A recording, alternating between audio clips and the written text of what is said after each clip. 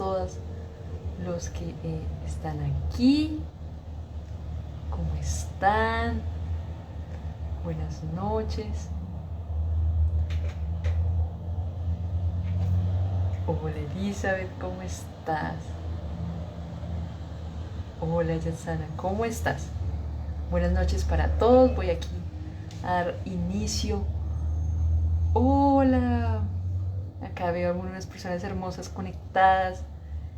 Gracias por estar aquí. Voy a enviarle la invitación a nuestra invitada, querida Lía, querida Mari, María, Margaret. Permítame un momento.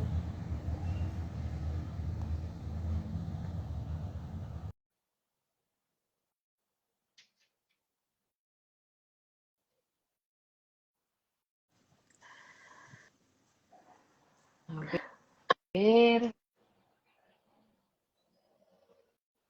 Hola, mi André. Hola, querida Elizabeth, ¿cómo estás? Muy bien, ¿y tú? Muy bien. ¿Me escuchas? No te veo, pero no sé si me Te ves. veo perfecta, cielo.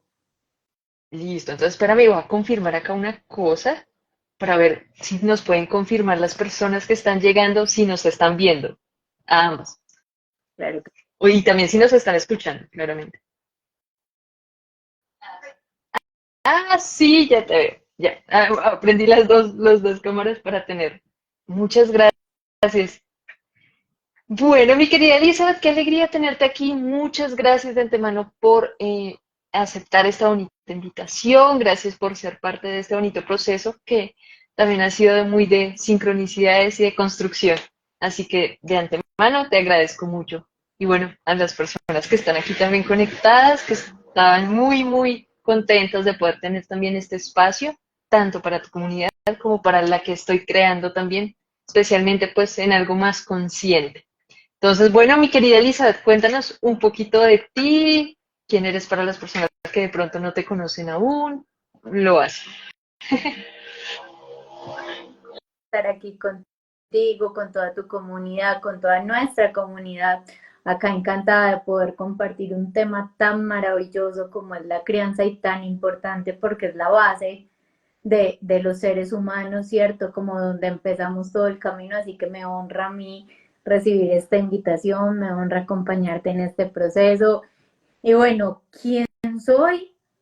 No sé, me podría describir desde muchísimas cosas en realidad, pero creo que brevemente soy psicóloga, soy magíster en psicología clínica, eh, trabajo con el Centro de Bienestar Emocional María Elena Vadillo, me encanta estar allí, estoy segura que parte de nuestra comunidad está aquí unida también con nosotros hoy y no creo que esos títulos nos sobran un poquito, así que nada, Elizabeth. Ay, también yo querida Elizabeth, pues sí, efectivamente, eh, ustedes han sido, digamos, desde acá haciendo publicidad corta, pero sí desde el Centro de Bienestar María Elena Vadillo, ustedes, todo su equipo, pues creo que ha ayudado muchísimos, nos ha ayudado muchísimos en muchos temas de crecimiento personal, de transformación. Y justo hoy, pensando sobre este, digamos, sobre este aspecto, pues se ha denominado esta bonita charla como crianza empática. Bien sabemos que parte de lo que se está viviendo ahora también es como intentar entender esas emociones de los niños que no son los mismos que éramos antes y que hay una transformación bastante interesante. Entonces, me gustaría por ahí entrar a hablar sobre este tema y bueno, que nos cuentes un poquito para entender qué es eso de la crianza empática. A veces, como muchas de las cosas que pasan, utilizamos estos términos, pero a veces no sabemos muy bien a qué hacen, digamos, referencia. Entonces, bueno, si nos puedes aclarar, genial. Empática, crianza respetuosa, lo llaman disciplina sin lágrimas, de muchas maneras realmente. Y esto consta básicamente de una crianza donde el niño también es tenido en cuenta. Y esto es importante y también es tenido en cuenta, no es el único agente de la crianza, ¿sí? porque de pronto se ha tergiversado un poco, se ha movilizado un poco a entender que entonces el niño es el centro de todo, ¿no? El niño hace una parte muy importante de la crianza donde hoy es tenido también en cuenta el niño, lo que quiere, lo que piensa, los límites, en cuenta las necesidades del niño. Y ahí donde entramos a tener en cuenta al niño y no solo al adulto con esa crianza de pronto que nos corresponde un poco más a nosotros tener de, pues esto se hace porque soy su papá o su mamá y yo digo que es así y ya está, o la crianza de los castigos, es una crianza totalmente diferente donde se tiene en cuenta también al niño como un participante de este proceso. Ok, eso es muy bello lo que dices, de que se tenga en cuenta la participación del niño y no sea a veces como una imposición, que en general todos tendemos a caer en ello. Lo digo yo desde un área a veces como, sí, docente, ¿no? O como a veces uno de, sí, de cierto sistema de autoridad, em, que a veces como no sabemos, y creo que eso lo he analizado un poco, lo he reflexionado especialmente con los profes, y es que, claro, cuando no cuando como que nosotros no tenemos ese grado, entre comillas, de paciencia o de autogestión, sería la palabra, pues lo que hacemos es más fácil como llegar a imponer cosas, ¿no? Con el tema de las crianzas. Y a veces es muy determinado también que esto depende también de las edades, de los procesos que vayan llevando. Entonces, como que todo es un confluo y llega un punto muy importante que es el tema de la emoción, que esa también sería otra de las cositas que también podríamos definir, qué es emoción, cómo lo sentimos, porque claro, queremos hacer lo mejor posible para una crianza empática, respetuosa, afectiva, pero a veces nosotros tampoco sabemos autogestionarnos y bueno, esto se vuelve como un sistema en cadena que a la final pues conlleva que quizás no demos las mejores herramientas para nuestros niños y niñas o en la infancia en general. ¿Tú qué opinas de ello? Así es, André. Yo creo que muchas veces los papás o los docentes ni siquiera lo hacen desde la maldad, sino muchas Mm, veces incluso desde el miedo. Desde el miedo de yo no sé cómo más hacerlo, desde el miedo de yo no sé cómo más llevar a este niño a que obedezca, porque partimos de que tenemos esa percepción de que el niño tiene que obedecer y seguir lo que nosotros esperamos que haga. Entonces, en medio del miedo y la frustración y nuestras propias luces y sombras también, porque hay algo que yo tengo seguro y es que los hijos sacan la mejor versión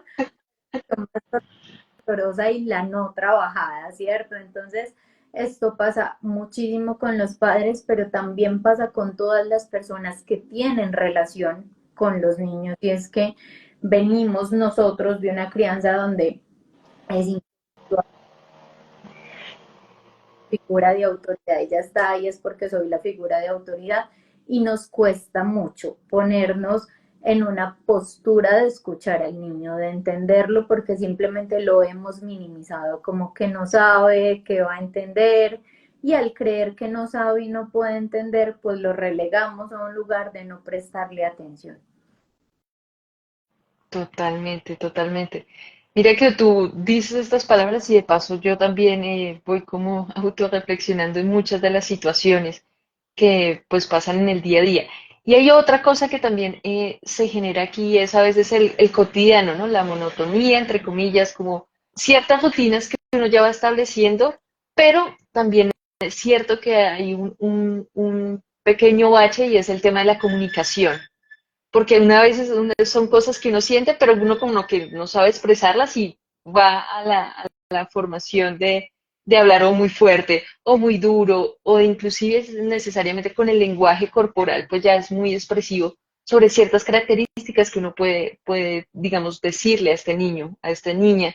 Inclusive a veces las palabras con los niños en la infancia en general, pues no son verbales, ¿no? Tienen un reconocimiento muy de temas visuales, de muy temas corporales, de cómo yo me expreso frente al otro. Y partiendo desde digamos, desde este escenario, otra pregunta sería cómo se reconoce eso y cómo se valida esas emociones. ¿Cómo podemos trabajar ello? André, lo que dices es súper valioso porque los niños son como una esponjita, ¿cierto? Ujú, total. Todo lo que ven en el medio. Entonces, los padres o los cuidadores muchas veces decimos como, no, pero es que yo le digo tal cosa, pero si por el otro lado hago otra cosa completamente diferente, pesa mucho más el ejemplo que las palabras y esto es importante en el tema comunicación, ¿cierto? Porque Ujú, comunicación representa, una comunicación asertiva representa una unión entre lo que digo y hago. Si esto va por lados contrarios, el niño simplemente va a tomar lo que ve desde el ejemplo. Y muchas veces a los adultos nos cuesta como mostrar las emociones al pensar, no sé, que vamos a lastimar a los hijos, que vamos a ser vistos como vulnerables, como lo dicen por ahí muy coloquial y muy feamente, como que no la van a montar los niños, si ujú. sintiendo algo. Entonces una comunicación asertiva, aparte de poder ser yo en coherencia, y a partir de eso poderles enseñar cómo me preguntas a gestionar ese tema de las emociones, ¿cierto? ¿Cómo gestiono la emoción? Pues primero debo conocerme como adulto, debo conocer cómo se siente en mi cuerpo, debo saber nombrarlas porque nos impresionaría, pero hay una gran cantidad de adultos que no saben cómo se siente el enojo en su cuerpo, cómo se siente la tristeza en su cuerpo, cómo se siente el miedo. Y al no reconocerlo nosotros como adultos estamos todo el tiempo reaccionando más que accionando, es decir, estamos siendo reactivos frente a un estímulo que nos muestra el ambiente más que eligiendo cómo actuar frente a ese estímulo. Entonces, lo primero es que el adulto requiere conocerse muy bien para poder saber cuándo está en un momento en que no puede asistir la situación. Y en ese momento al otro padre, a una abuela, a un abuelo, a otro docente, salir un momentico del salón si hablamos en términos de docencia, ¿cierto?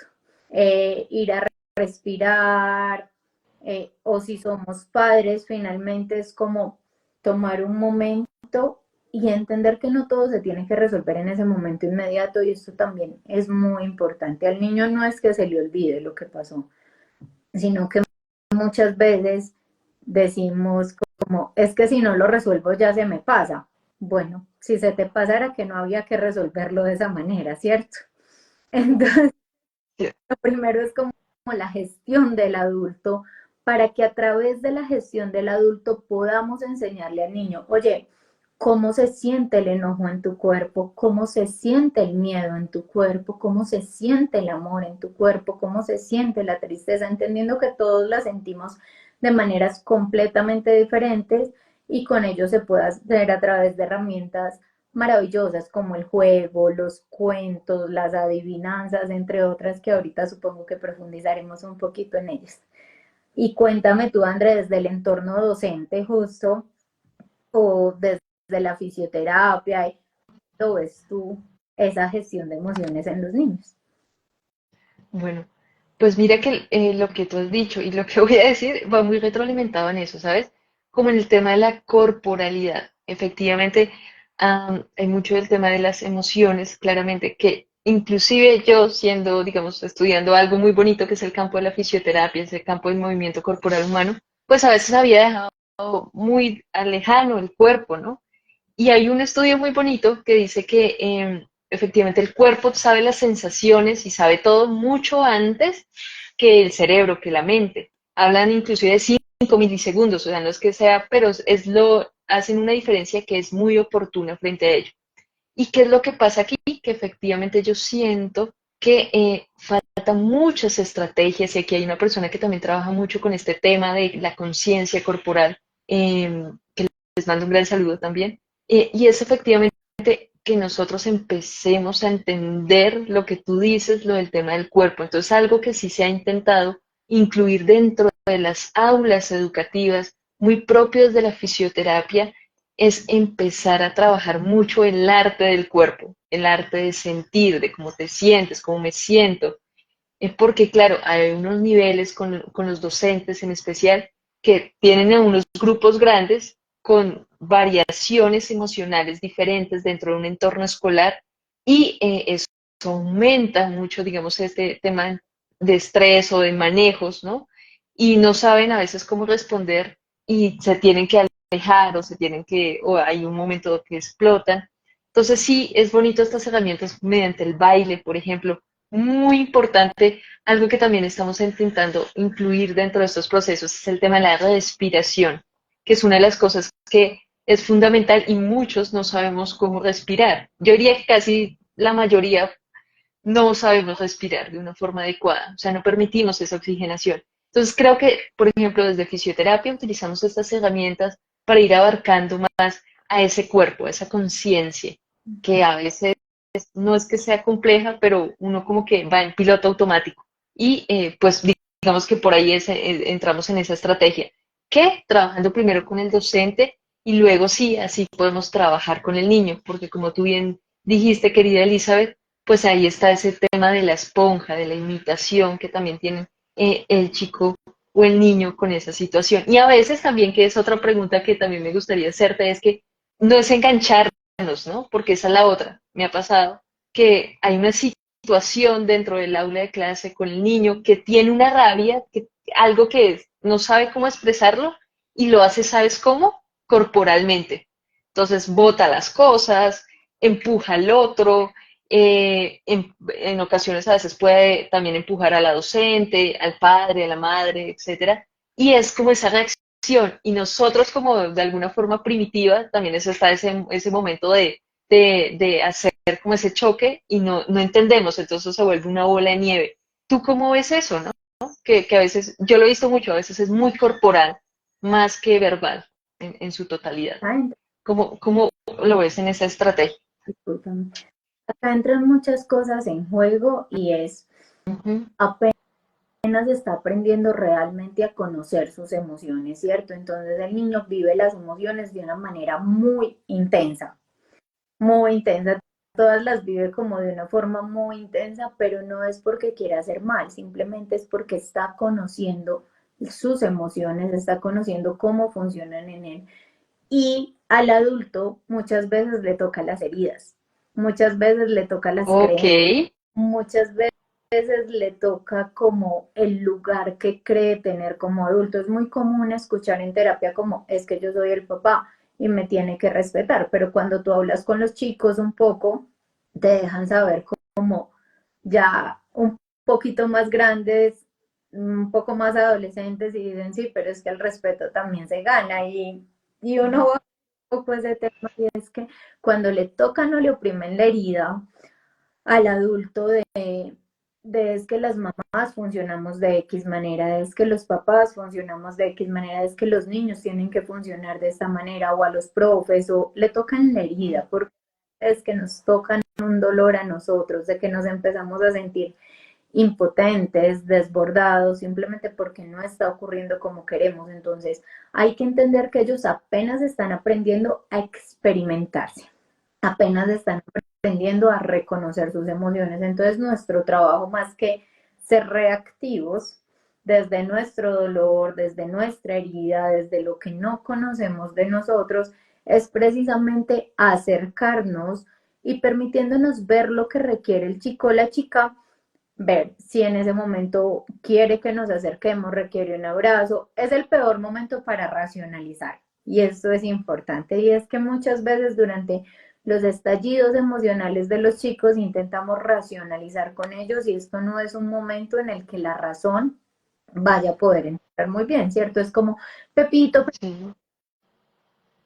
porque Pepito en ese momento ni siquiera sabe por qué está pegando, simplemente está teniendo un desborde emocional, ¿cierto? Entonces no es un momento para analizar, es un momento para acompañar, dejarle saber, acá estoy al lado tuyo si requieres algo, te acompaño incluso y te contengo físicamente si es requerido, entendiendo que hay niños que requieren ese acercamiento físico en ese momento, hay otros que no quieren que se les acerque y hay que saber leer muy bien qué está necesitando el niño en ese momento, pero nunca tomarlo como personal, porque en el momento en que el adulto lo toma como personal, se engancha. Qué buen punto ese que tocas, efectivamente, no tomarlo personal. Y entonces, así como para sintetizar, una de esas estrategias que también tú nos dices o nos hablas, nos cuentas, es efectivamente como ser muy buenos lectores sobre lo que está pasando y en qué momento, porque claro, eso es una de las cosas que más pasan es, esta persona grita, ¿no? O se muestra como corporalmente, hay un desborde emocional, como tú bien lo dices, y lo que hacemos es de una vez, por favor, quédate quieto, no, ya nomás, haz esto, no sé qué, y lo expresamos mucho. Y claro, aún lo que hacemos es aumentar digamos, ese fuego ahí de este chiquito, y por el contrario, hacer un efecto diverso. En este caso, aquí la lectura es muy importante conocer en qué momento, ok, lo dejamos que se calme, que puedas intentar sentir lo que necesitas sentir y después ahí sí hacer como un acercamiento hasta donde nos permita para poder establecer ahí como una, ¿por qué no?, conversación sobre lo que está pasando. Eso me parece muy valioso y muy importante tenerlo presente allí. ¿Qué otra estrategia nos podrías dar cuando pasa estas cosas? O sea, yo aquí escuchándote, de alguna forma también, una de las cosas sería como uno mismo saber qué es lo que lo irrita, tener también un plan de apoyo con, en este caso, si estamos en casa, con el papá o con el otro cuidador, donde podamos también gestionar cuando digas, no, no puedo, hasta aquí llegué, poder que entre otra persona que esté fresca y pueda ver la situación de otra manera o con otros ojos diferentes. Eso también sería otra de las estrategias que se podría trabajar o cómo se podría ir en ello. Esa es una herramienta importante, como saber que pues después de llegar de trabajar puede que los dos tengan la energía bajita, pero uno sabe cuándo tiene la energía más bajita que otro día, ¿cierto? Como cuando está más cansado, más agotado y va a responder de una manera negativa frente a cualquier situación que se produzca en el ambiente. Y en ese momento es preferible poder decir al estado, Ujú. así no está pasando nada. Esto es como de entrada, ¿cierto? Como así no esté pasando nada, es importante reconocerme para saber en este momento no puedo y voy a ir, no sé, a tomar una ducha consciente, voy a ir a respirar, voy a ir a tomarme un cafecito para poder volver a mi centro y enfrentarme a, porque una crianza empática y una crianza respetuosa sí requiere de mucha paciencia y requiere de respirar de nuevo, de no tomarnos lo personal, de dejar lo que viva la emoción, pero acá viene un punto muy importante y es dejar lo que viva la emoción no significa permitir todos los comportamientos que surgen a través de la emoción, porque entonces Ok, Juan está enojado y sí. Juan empieza a pedirle a la mamá. No quiere decir que porque estamos haciendo una crianza empática hay que dejar que Juan le pegue a la mamá. En ese momento podemos acceder y decirle, ok, amor, entiendo, estás enojado porque no te dejo continuar jugando con los juguetes. O estás enojado porque debemos recoger o porque debemos entrarnos y tienes muchas ganas de golpear.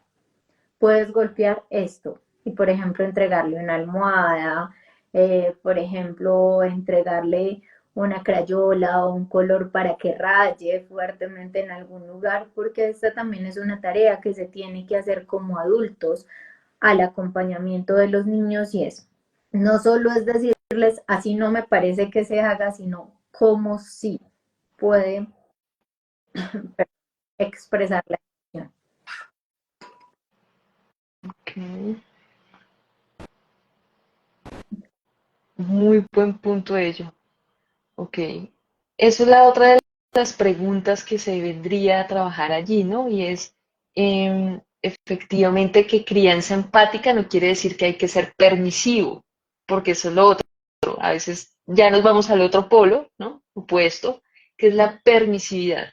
Y no está esa puesta de también de límites que son necesarios, unos límites, diríamos, límites amorosos que son necesarios para también poder guiar esos procesos. Es casi como guiar un barco, ¿no? Un barco que ellos están allí, están como a la deriva y uno como que tiene que intentar interactuar con este proceso. No sé, Elizabeth, si de pronto dentro de las consultas, en lo que generalmente estás trabajando, ¿has visto con el tema ahora de las pantallas, con este tema, o has visto que los niños se desconectan mucho de su cuerpo o que no hay de por sí algún tipo de conexión o por el contrario, sí hay esa sensación, solo que no hay como la manera o la estrategia de expresarlo adecuadamente, desde de pronto los que son más infantes. Lo que está pasando con las pantallas y la tecnología un poco es la sobreestimulación del cerebro, ¿cierto? Y Ujú. como es la estimulación cerebral, esto hace que los niños requieran estímulos más frecuentes. Por eso no logran conectarse tan fácilmente con ellos mismos, requiriendo como un cambio de estímulo todo el tiempo. Y no solo le pasa a los niños, nos pasa a los adultos. En Instagram es muy fácil hacer scroll, ¿sí? Como lo cojo y no me veo ninguna historia completa, no pasando, pasando. Y eso pasa en los adultos con redes sociales, por ejemplo, pero también vemos que estamos haciendo algo importante y con el celular al lado al mismo tiempo, como que nos vamos enfocando mucho en tener varios estímulos al mismo tiempo y eso nos desconecta de nosotros. Pues lo mismo le pasa a los niños. ¿Qué es una caricatura? ¿Qué son las canciones que son maravillosas, pero visualmente tienen muchos estímulos al mismo tiempo? Y en el momento en que tienen todos esos estímulos al mismo tiempo, el cerebrito del niño empieza como, ¿sí? Como que no logra concentrarse en nada. Entonces, en el momento que le vamos a pedir que conecte con su cuerpo, su cerebro está bastante acelerado en otras cosas, requiere sobreestimulación.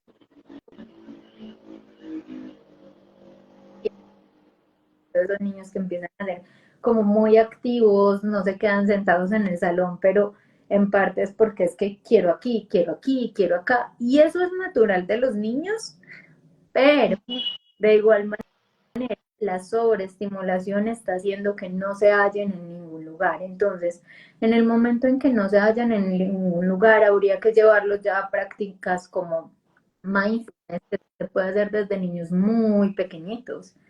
A Ujú. cuento, se puede hacer mindfulness, el cuento de la tortuguita, de enseñarles, de pintarlas en tubitos de papel, de colorearlo, de, a través de los animales. Entonces empezarles a enseñar a conectar con su cuerpo, no porque nazcan sin la habilidad o no porque Ok.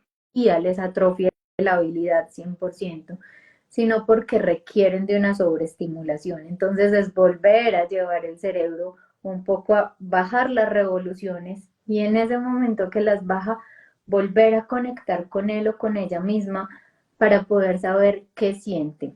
Porque esto es como la adultez y ansiedad, ¿cierto? Sí. Un poquito con ese tema de la infancia, de la sobreestimulación. Cuando hay ansiedad, ¿qué pasa? Tenemos muchos, muchos pensamientos al tiempo. Y eso impide muchas veces que bajemos al cuerpo y nos conectemos. Pues lo mismo le pasa a los niños cuando hay una sobreestimulación. A veces no pueden bajar al cuerpo y conectar por sí mismos y además la edad tampoco se los permite como por ellos mismos. Sin embargo, yo creo que los niños tienen una sabiduría maravillosa, pero que con todas las distracciones de una manera u otra externa se va perdiendo esa conexión bonita con la que nacen, pero se puede volver a enseñar y entrenar. Bueno, eso creo que es un alivio para los que estamos escuchando ello, porque efectivamente pues es una de las cosas que uno diría, bueno, se puede perder, qué pasa con este tema de la sobreestimulación, del tema de las pantallas, de lo que pasa en el cerebro, de por qué se aburren tan rápido, y eso creo que es otra de las cosas que es muy bonito anotar allí, y es que hay que dejar que se aburran, o sea, realmente ellos y nosotros como adultos también, porque no somos capaces de aburrirnos, sino que estamos siempre pues con este tema de la tecnología, entonces siempre si uno ve en un bus está sentado, si hay que hacer una fila, si hay que hacer cualquier cosa, pues uno está con el celular como que no necesita de ese pequeño estímulo, de esa pequeña droga de alguna forma, para estar ahí como variando de un lado hacia el otro. Y eso, pues en el niño se ve más afectado porque efectivamente, como tú bien lo dices, esa es parte, digamos, del aprendizaje, de lo que ellos quieren entender, de enseñar una habilidad, pues también se puede ir deteriorada. Y tú has tocado también otro tema que me parece fantástico y es entender también el cerebro de los niños. Es decir, hay ciertas cosas porque a veces he escuchado que, digamos, cuando hay un comportamiento, cuando hay una falla de emoción, dicen que lo hacen por maldad, ¿no? Como, es que lo está haciendo intencionalmente. Y a veces el rango de niños que están los 2, 3, 4, 5 años y bien sabemos que todavía esa corteza prefrontal, esa parte del frente que está encargada de esa parte del raciocinio, del pensamiento, de toda esta parte de atención, pues todavía no está al 100% formada. Por eso en estas edades el tema de las pantallas tampoco es adecuado, a pesar de que temas como la OMS o temas como guías de pediatría dicen que hasta los 2 o 3 años el niño puede acceder a una pantalla, así sea una hora, realmente sabemos bien que eso no es así. Ojalá podamos, entre comillas, hasta los 6, 7 años mantenerlos sin pantalla. Sería muy interesante porque efectivamente entender qué pasa en ese cerebro también nos ayuda también a entender cómo se va gestionando ese sistema límbico, esa parte de las emociones, que a veces lo obviamos, pues porque no estudiamos en ese, digamos, en ese aspecto, pero es muy, muy importante. Y marcado en eso, querida Elizabeth, hay algo que también siento que preocupa mucho y es el tema de la adolescencia. Y es, a muchos adolescentes, no, ahí sí prefieren hablar más con el amigo, bueno, también están en ese periodo, claramente, pero prefieren hablar con el amigo. Se está entrando en mucho, ahorita veía unas estadísticas un poco asustadoras frente al tema de la depresión, del suicidio, que son cosas que se ven, que son reales. Y hay un punto que sí me gustaría marcar mucho y es que, ¿sabes qué pasa? Que he escuchado y es él no es mi hijo, él no es mi hijo, o sea, como que puede pasarle a otro, no va a ser al mío, puede pasarle a otro, pero no es el mío. Y nos quedamos como en eso y de pronto sí puede ser tu hijo, sí puede ser esa persona, porque además otra de las creencias que tenemos es que si lo tiene todo, si le está en los colegios, si tiene hogar, si tiene comida, si tiene, pero entonces ahí qué pasa, Vale, qué sientes allí. tocaste muchos temas importantes. Intervención. Una fue cuando nosotros mismos nos entretenemos en la fila del supermercado, ¿cierto? Y pretendemos ¿Sí? que se queden quietos, cuando ya los hemos acostumbrado a la sobreestimulación, pero entonces nosotros estamos entretenidos, estamos en algo y nos enoja que ellos no estén autorregulándose cuando aún tienen la capacidad de hacerlo en realidad y nos corresponde a los adultos acompañarlos en ese tema. Dos, también tocaste este tema es que es manipulación y acá lo uno con lo de la adolescencia que dijiste y muchas veces los padres dicen, no, es que se corta por manipulación, es que lo hace por efecto de los amiguitos, es que no, ahí hay algo emocional detrás y no es manipulación. Si bien los adolescentes ya van teniendo capacidad de ver un poco más allá, que los no es como lo hago para manipularte, hay algo de fondo, ¿cierto? Con los niños este tema de la manipulación, lo decías, la corteza prefrontal, que es la que nos ayuda a pensar, a racionalizar, es un tema bastante fuerte porque es que no se acaba de desarrollar hasta los 25 años de edad, ¿sí? Ahora, pues los niños están como Sin en un palabras. desarrollo todo lo límbico porque el cerebro se desarrolla como de atrás hacia adelante, ¿cierto? Y en la parte de atrás se desarrolla primero toda la parte emocional. Entonces un niño es mucha emoción y poca razón al inicio. Por eso es que requieren un poco de emociones del adulto, pero que también se supone en el proceso que vamos transformando de darles todas las instrucciones a irles generando autonomía, porque eso se quedan esperando siempre que les digamos qué hacer. Como tercer punto, Andrea, tocaste el tema de las pantallas y es un escenario muy ideal no dejarlos tener pantallas, Bueno, cierto. ¿cierto? Lo que recomiendan de hasta los 2 o 3 años es porque hay una formación de conexiones neuronales muy fuertes en esas edades, ¿cierto? Y si bien hasta los 7 años hay una formación muy fuerte, digamos que el está disminuyendo un poco en comparación con esos primeros momentos, esos primeros meses, esos primeros años. Entonces, ¿qué pasa? Que el niño empieza a ser puramente emocional. Acá entran una cantidad de situaciones donde todo lo que los padres hacen, todo lo que ven en el ambiente se toma de manera emocional. Y con ello seguimos haciendo el recorrido hacia la adolescencia y es que los Ujú. niños memorias emocionales. ¿sí? Y esas memorias emocionales generan ciertos dolores, ciertas interpretaciones, bueno, funcionan de acuerdo a lo que hemos vivido y hemos interpretado de nuestras vivencias, ¿sí? Y cuando Sí. llegamos a la memoria, tenemos unas huellas de memoria emocionales que ya hay dolor, que ya hay interpretaciones. Entonces, ¿qué pasa? Un niño que es sensible a la crítica de pronto porque tuvo unos padres muy sobreexigentes, bien sea con el estudio, bien sea unos padres muy sobreexigentes con el comportamiento, que no lo dejaban ensuciarse, que esto lo vemos en la infancia, pero ¿qué pasa en la adolescencia cuando el chico ya ha crecido con ese dolor? Entonces es un chico que si saca malas notas en el colegio siente que se le va a acabar el mundo, que si alguien le dice que no siente que se le va a acabar el mundo porque es que me están rechazando, no me quieren, es que yo soy un problema. Entonces sí hay que hacer el recorrido desde la infancia hasta Wow. e incluso hasta la adultez para entender por qué se están dando estos temas de depresión tan marcados ahorita. Y es porque aunque nos cueste aceptarlo, nosotros somos adultos muy heridos, ¿sí? Wow, sí.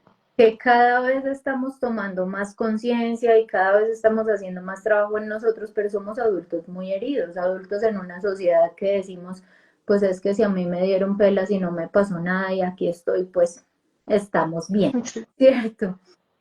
Y a través de heridas y vacíos que nosotros tenemos sin darnos cuenta y sin ninguna intención de maldad, educamos a nuestros hijos. Y créeme que lo veo mucho cuando trabajo con adolescentes y es que los papás como que dicen, no, es que tenemos súper buena comunicación, me puede contar lo que sea y cuando tú vas y hablas con el chico, dice, no le puedo contar nada a mi mamá porque es que si me ve triste, por ejemplo, me han dicho los chicos, por ejemplo, en sesión me han dicho como, es que si me ve triste, muchas veces me dice, ay, qué pereza, es que ya tú te pones así y me dañas el día. ¿Qué habilidad le estamos poniendo al adolescente en ese momento? ¿Sí? Como que yo estoy mal gracias a ti.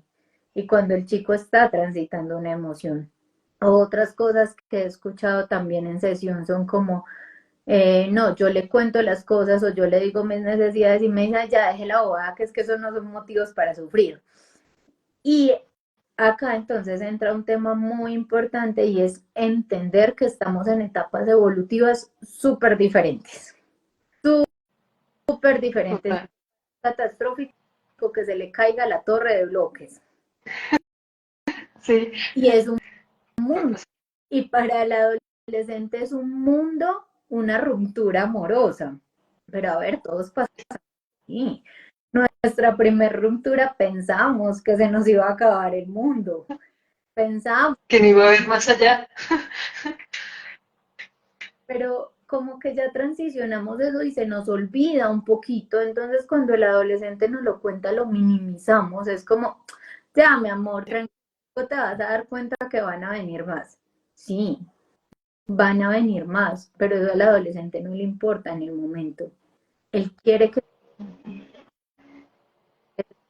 Entonces, mm, creo que va en aumento por la sobreestimulación que tenemos, entonces que no tenemos como ayuno de dopamina y requerimos dopamina muy constante, como esa excitación constante, entonces ya el mundo nos aburre muy fácil, ¿sí? Dos, por la forma en la que se están relacionando padres e hijos, que son padres que entran creyendo que le están dando mucha confianza, pero en realidad no se conocen a sí mismos. Entonces, al no conocerse, reaccionan frente a las cosas que hacen los chicos sin darse cuenta, los juzgan, los culpan. ¿Y qué pasa? Por ejemplo, las autolesiones, el me corto. Emocionalmente es muy bonito entender el significado más allá de me corto y está queriendo manipular. No. Muchas veces el dolor emocional es tan intenso que el chico busca una forma de ponerlo en el cuerpo para no sentirlo. Muchas veces suicidio lastimosamente se convierte en una vía de escape porque no tengo con quién más hablar, no tengo con quién expresarme y aunque los papás digan, sí, es que yo le abro las puertas, yo he tenido chicos que me escriben y me dicen, sabes qué, es que no sé con quién hablar, me escuchas, me podemos programar por favor pronto sesión porque es que no sé, tengo una ruptura y me estoy sintiendo súper mal y mi mamá solo me dice que ya, que lo llore pero que lo deje ir. Entonces como que desde la experiencia del normalizamos tantas cosas, invalidando sin darnos cuenta la emoción de los chicos y ahí empiezan a generarse que ellos guarden las emociones, que no expresen, que no se sientan con una red de apoyo y eso más la sobreestimulación que requerimos constantemente hace que aumenten situaciones como la depresión, como la ansiedad y los estallidos emocionales a la final llevando a momentos de esta vida no tiene sentido y pues ¿qué hago aquí? Ok, wow. Muchas gracias por eso que nos cuentas y es una cosa que es bastante compleja. Y mira que una de las preguntas que hacen aquí algunos de nuestra comunidad es, ¿qué significa el maltrata o el maltrato físicamente con golpe? No con cortes, sino con golpe. Preguntan aquí. Es también ¿Es lo mismo o...? toda autolesión Ok, trae de un quiero evitar el malestar emocional y lo pongo sobre mi cuerpo porque al menos momentáneamente me distraigo del dolor emocional y mental para pasarlo al cuerpo,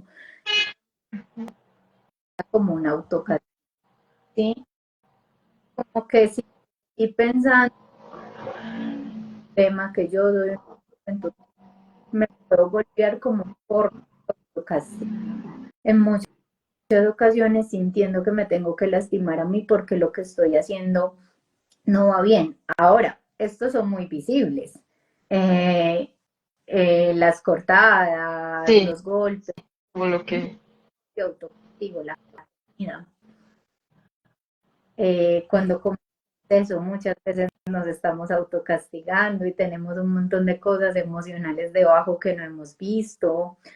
Cuando, La alimentación, por ejemplo, se me viene, ¿no? como este tema de la comida y de la, como el vomitar, el golpear, o sea, todo este tema también La adicción a la alimenticio. un montón de cosas que muchas veces creemos como que no es una forma de autocastigo, pero en el fondo cuando vamos a explorar realmente nos estamos autocastigando porque entra un ciclo, como un ciclo un poco de hago esta conducta, luego me siento mal por haberla hecho, me castigo, Ujú. castigarme siento más ganas de hacerlo, vuelvo y la leo algo que dicen que es una tarea muy compleja ser Sí, eso papá, estaba viendo, la tenemos compleja. es una tarea hermosa, muy hermosa, pero que requiere mucho autoconocimiento, ¿cierto?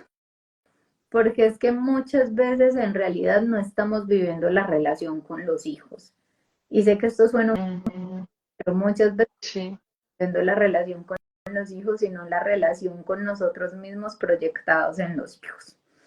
Y por eso a veces no podemos ver a los chicos, porque tenemos tanto dolor y tantas cosas nosotros que no podemos verlos, simplemente no queremos ser malos, no nada, no podemos verlos porque estamos proyectando nuestras cosas, nuestros vacíos, nuestros dolores, y eso hace mucho más complejo porque el niño tiene necesidades de ser reconocido, de ser amado, de ser integrado, de sentirse importante, entre otras, que si yo no he podido atender, pues cómo se empieza a tornar esa relación, que de por sí ya es, estoy ayudando a otro ser humano a autodescubrirse cuando yo apenas me estoy descubriendo. eso es complejo. Así es, así es, De de la crianza. totalmente. Y bueno, pues aquí aprovechando, entonces, vamos a dar paso a las personas que están aquí conectadas. Si tienen alguna otra duda, pregunta, por favor, vayan escribiendo allí para poderla también ir resolviendo y así pues ir enlazando porque sé que es harta información, como que uno está intentando, ok, vamos hilando aquí de un lado al otro, pero también bueno, siento que como tú bien dices, es una tarea que es hermosa, no es sencillo, pero sí es hermoso, es de mucha conciencia también. Y justo pensaba de pronto a veces en estos embarazos que son de personas muy jóvenes que hasta el momento pues también estamos o nos estamos intentando autogestionar, porque esto es una cosa muy interesante. Aquí Jardín Infantil Coqui nos dice como calidad de tiempo de los papás para sus hijos. Y bueno, partiendo de eso, ¿qué es tiempo de calidad? A veces también es otra de las cosas que no sabemos definirlas. Es como, ¿qué es el agua? Y es como, sí, el agua moja, pero ¿y qué es el agua? Los A pues veces pasa eso, pues. adultos. Muchas veces estamos como, es que hagamos de cuenta que esto es un celular. Como, es que Como, si hablo con él y mientras estoy con el niño, estoy respondiendo mensajes, estoy viendo redes sociales, eso no es calidad de tiempo, es preferible porque entendemos que hay un ritmo de vida que puede resultar agitado, pero es preferible que le entregues media hora de calidad. Y de calidad es media hora donde la relación, donde la interacción sea lo único que hay, ¿sí? Y ahí vuelvo ya, a nos hacerlo con la pareja sí es como, ay, no, bueno, sí, conversemos, pero con los hijos es como, ahí está, es que yo ya lo tengo jugando, sí, está bien, muchas veces vas a requerir que juegue al lado tuyo mientras tú estás haciendo otras cosas, pero si eso se convierte en el constante todo el día y todos los días, los chicos van a empezar a demandar atención de otras maneras. ok. Entonces, Wow. puede ser media hora cantando canciones, bailando, podemos tener el móvil, por supuesto, pero lo podemos tener para, ven, juguemos juntos, ven, cantemos la canción del gallo no sé qué juntos y acá interactuemos, porque ese vínculo va a ser el que luego nos va a permitir también que los límites y el acompañamiento se haga más fácil. Un niño que está vinculado con sus padres sigue instrucciones más fácil que un niño que no. Totalmente. Y bueno, también hay algo que podemos hacer también y siento es todo este tema de la exploración sensorial, y eso es muy, me parece que es muy bonito porque a veces con el, pues ya pasando como tal una estrategia, y lo hablaremos un poquito más adelante, es, ¿no? Todo eso que tú dices de esa parte también de habilidades artísticas, ¿no? De poder bailar, de poder pintar, de poder explorar ese tema de sentidos, porque a veces como que invalidamos ese proceso. Y frente a eso mismo, por ejemplo, Ángela Mayordomo te pregunta, nos hace preguntas como, ¿cómo podemos evitar invalidar las emociones? Precisamente. Lo primero es acercarnos a preguntar qué siente. Nunca asumir que es que se está sintiendo enojado por una bobada o se está sintiendo triste por una bobada o tiene miedo por una bobada. La mejor forma de validarlas es poder justo entender y darle la importancia que esa experiencia tiene para el niño o la niña. Tengo mucho miedo, mamá, porque en la noche me aparecen monstruos. Ujú. Para el niño en la noche te aparecen monstruos. Entonces, cuando yo valido la experiencia, al mismo tiempo valido la emoción. Y cuando valido la experiencia, ya no digo como, ya mi amor, no, sino que digo, bueno, vamos a buscar qué herramientas para que este chiqui se sienta seguro frente a los monstruos que hay en su habitación. Entonces ahí en terapia trabajamos el, vamos a hacer una cajita para encerrar los monstruos y tú vas a ir y los vas a ver. Mm, utilizar la imaginación Como, claro, también. validar la experiencia, no dejando que esa parte de adultos nos influya como ya obviamente no hay ningún monstruo, para el niño sí hay. Mm, Entonces, validarla es poder entender esa situación que está viviendo y poderlo entender con la intensidad que está viviendo, acompañarlo a disminuir esa intensidad con la que la vive, pero también a entender la experiencia para que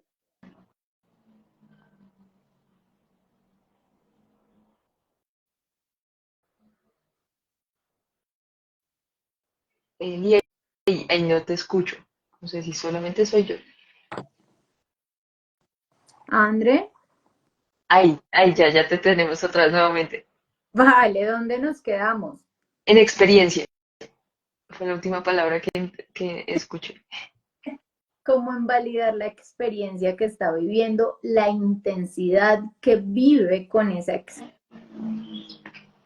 a tramitar y a gestionar sin hacer como sin ridiculizar esa experiencia ni minimizarla. Eso les ayuda a sentir que la emoción está siendo validada y que son escuchados realmente por sus padres sin quedarnos en la experiencia, sino ayudándoles a transitarla. Ok. Y bueno, querida Elizabeth, mira que acá hay unos comentarios muy hermosos, pero también siento que también se han abierto las personas y eso me parece muy bonito. Por ejemplo, pueda tomar este comentario y Flosegara dice, amo a mi hija, tiene 2 años, intento criarla de la manera respetuosa y con todo mi amor, pero aún me cuesta aceptar mi versión de madre. Me siento atrapada y no puedo salir de este estado de ahogo. ¿Qué le dirías a estos padres que a veces sienten esta presión, presión de ellos, presión de la sociedad, presión de ciertos lugares? ¿Qué les dirías? Lo primero, Andrés, es que no hay que ser padres perfectos, ¿cierto? Oh, perfecto. Ujú. Aunque lo estemos haciendo con mucho amor y mucho respeto, algún día, aunque no queramos gritar, algún día vamos a estar con el móvil, aunque entendamos que hay que dar tiempo de calidad. Algún día vamos a decir frases que lastimen, aunque no queramos hacerlo. Entonces, lo primero es no obligarnos a ser perfectos, ¿cierto? Estamos haciendo lo mejor que podemos y cada día estamos trabajando por tener más herramientas para acercarnos a ellos de forma diferente, pero nosotros también traemos una crianza, también traemos una historia. Entonces, obligarnos a ser perfectos solo cansa y agota muchísimo más. Y número dos, y creo que es algo muy importante, es entender que cuando eres mamá o papá, va a ser importante tener una red de apoyo o levantarte un poquito antes. Obviamente la red de apoyo no está, levantarte unos 15, 20 minuticos antes donde te dediques tiempo a ti. Porque lo que pasa muchas veces es que nos metemos solo en el tema de la maternidad o la paternidad, dejando de ser pareja y dejando de ser individuos. Y en el momento en que perdemos eso, empezamos a sentir una sensación de ahogo que también es verdad, los niños son maravillosos y los amamos, pero a veces también es como, ¿cómo me lo devuelvo? Completamente. Sí, total. Se regal. Sí, es cierto.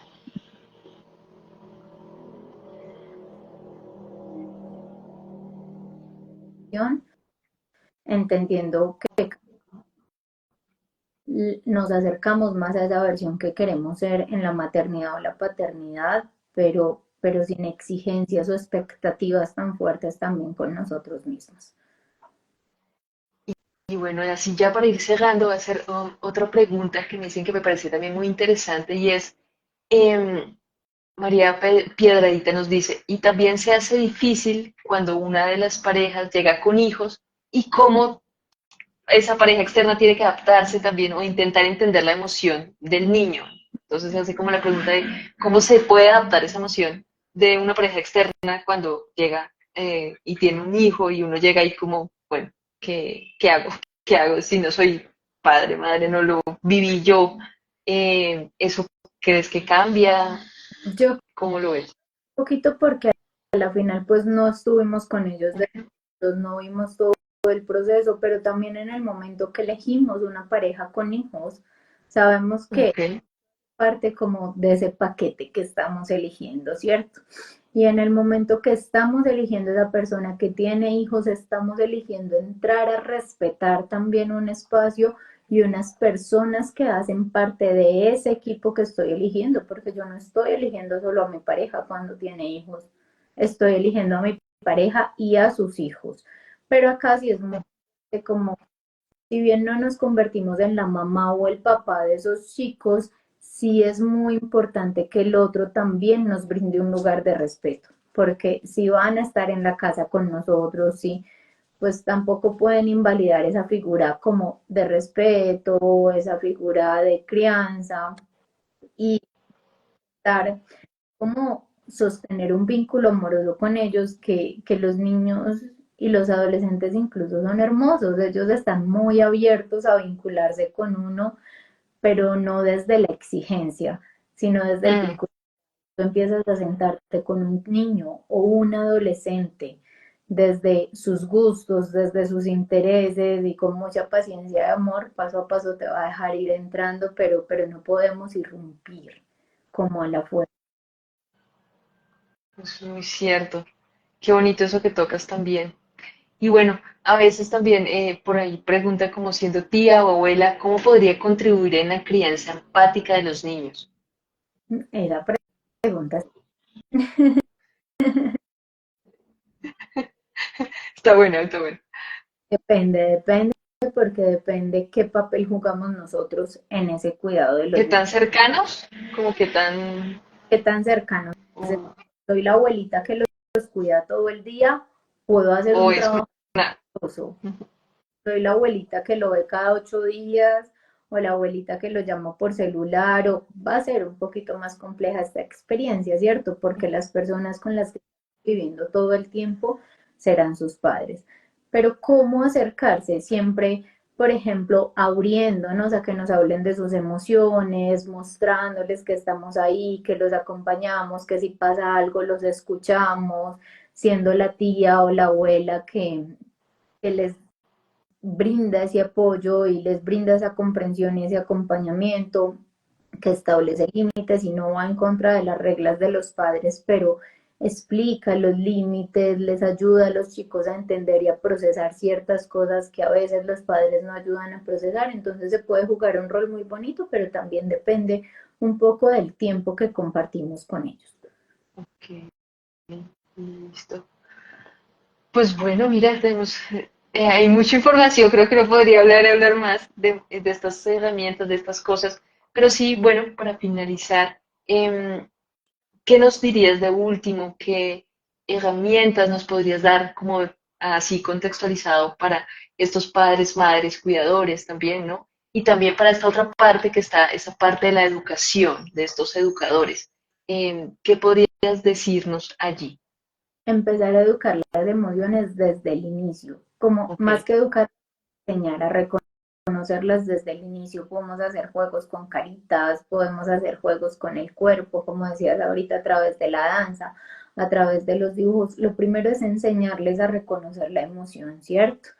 A través de reconocer la emoción les vamos a ayudar a que entiendan qué están sintiendo y están sintiendo, enseñarles herramientas para poder transitar esa emoción asertivamente sin bloquear o invalidar la emoción, ¿sí?